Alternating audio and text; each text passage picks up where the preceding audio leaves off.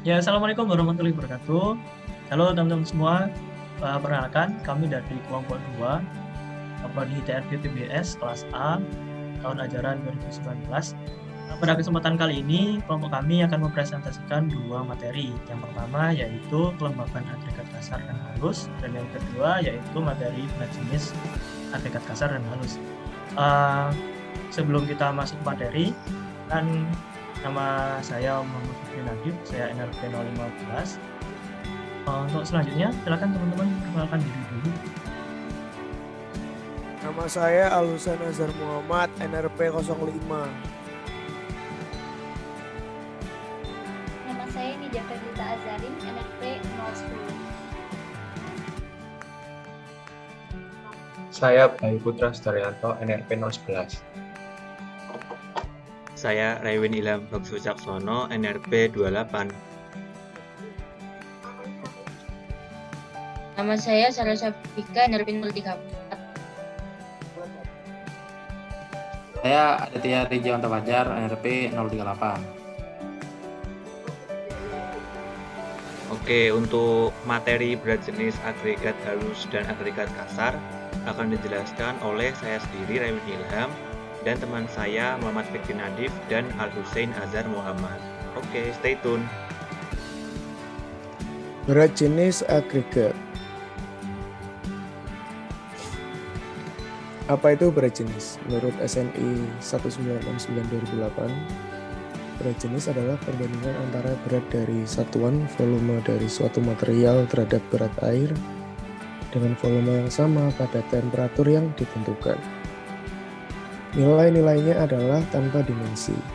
Untuk melihat video langkah kerja, silahkan klik link di bawah ini, yaitu curve in berat jenis kerikil dan curve in berat jenis pasir. Klasifikasinya adalah agregat kasar, yaitu terbagi menjadi 3, yaitu ringan, di mana berat jenis kurang dari 2,5, normal, di mana berat jenis di antara 2,5 dan 2,7, dan berat, yaitu berat jenis lebih dari 2,8. Agregat halus berkisar antara 2,4 sampai dengan 2,9 menurut PUBI 1982. Next. Standar pengujian berat jenis kerikil didasarkan pada SNI 1969-2008, cara uji berat jenis dan penyerapan air agregat kasar. Standar pengujian berat jenis pasir didasarkan pada ASTM C128, Standard Test Method for Density, Relative Density, Specific Gravity, and Absorption of Fine Aggregate. Pengaruh berat jenis pada mutu beton adalah semakin tinggi berat jenis suatu agregat, maka semakin tinggi pula kemampuan beton menahan gaya tekan dan tarik. Next. Lalu selanjutnya ada berat jenis kerikil. Next. Yang pertama ada alat dan bahannya, ada timbangan digital, lalu lap kain, ember, dan kerikil sebanyak 3000 gram. Langkah kerjanya ialah yang pertama, rendam kerikil di dalam air selama 24 jam. Lalu setelah 24 jam, kerikil dilap permukaannya sehingga menjadi kerikil SSD. Yang ketiga, timbang kerikil agar mendapat kerikil seberat 3000 gram. Lalu yang keempat, timbang kerikil di dalam air. Untuk rumus perhitungan berat jenis kerikil SSD ialah berat kerikil SSD dibagi berat kerikil SSD dikurangi berat kerikil di dalam air dikali 100%. Next. Dan berikut hasil praktikum dari berat jenis kerikil. Sampel yang pertama mendapatkan berat jenis SSD yaitu 2,82%. Untuk sampel yang kedua, didapat berat jenis SSD yaitu 2,70%. Lalu di sampel yang ketiga, didapat 2,68%. Next. Kesimpulan dari berat jenis kerikil ini ialah, pada sampel yang pertama didapat 2,82%, sampel yang kedua didapat 2,7%, lalu sampel yang ketiga didapat 2,68%. Nah, dari ketiga sampel tersebut, dijumlahkan atau dibagi 3 dan diambil rata-rata dan didapat 2,73%. Maka agregat kasar yang diuji dengan hasil berat jenis tersebut termasuk dalam klasifikasi agregat normal. Dan jenis ini adalah jenis yang disarankan untuk perancangan beton. Oke, next. Selanjutnya ada berat jenis pasir.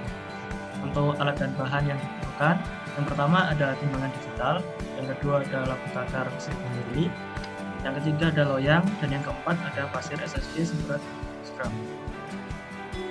Untuk langkah kerjanya, yang pertama kita harus menentukan apakah pasir yang akan kita uji itu sudah berjenis SSG atau belum. Dengan cara yang pertama kita siapkan dulu proses uji, lalu masukkan pasir sebanyak 1/3 dari tersebut. Setelah itu ditumbuk sebanyak 8 kali.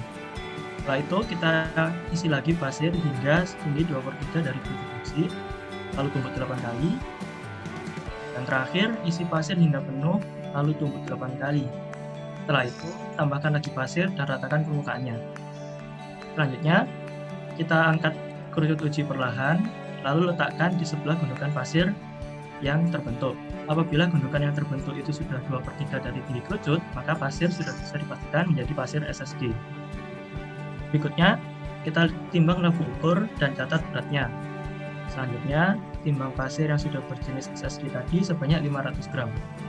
Masukkan pasir SSG ke dalam labu ukur, timbang berat pasir dan juga berat labu ukur. Kemudian, isi labu ukur dengan air sampai batas yang ditentukan. Jika sudah, miringkan labu ukur dan goyangkan sedikit agar udara yang berada dalam pori-pori pasir dapat keluar. Next. Nah, setelah gelembung udara keluar, maka otomatis air akan berkurang karena akan mengisi rongga-rongga udara yang tadi dikeluarkan. Nah, setelah itu kita tambahkan air hingga batas labu ukur yang sudah ditentukan, lalu timbang. Berikutnya, kita keluarkan pasir dari air dan air dari labu ukur, kita bersihkan hingga bersih. Setelah itu kita tambahkan air hingga batas yang sudah ditentukan dalam labu ukur. Setelah itu kita timbang air dan labu ukur, lalu catat beratnya berapa. Untuk rumus perhitungan jenis agregat halus, yaitu berat pasir SSG dibagi berat pasir SSG ditambah berat labu ukur dan air kurangi berat labu ukur plus pasir plus air dikali 100%. Nah, hasil dari praktikum kali ini kita menggunakan 3 jenis sampel. Sampel yang pertama diperoleh berat jenis SSG sebesar 2,746%. Untuk sampel yang kedua yaitu 2,75% dan sampel yang ketiga yaitu 2,75%. Dari ketiga sampel tersebut kita dapatkan berat jenis rata-rata sebesar 2,7487%. Nah, dari hasil uji berat jenis ini kita dapat simpulkan agregat halus yang diuji kita dapatkan sebesar 2,7487% dan termasuk agregat yang baik dalam perancangan beton. Ya, berikutnya ada beberapa referensi gambar ambil dari internet. Oke, itu tadi penampilan dari kelompok kami mengenai materi berat jenis kerikil dan pasir. Sekian dari kelompok kami, kurang lebihnya mohon maaf.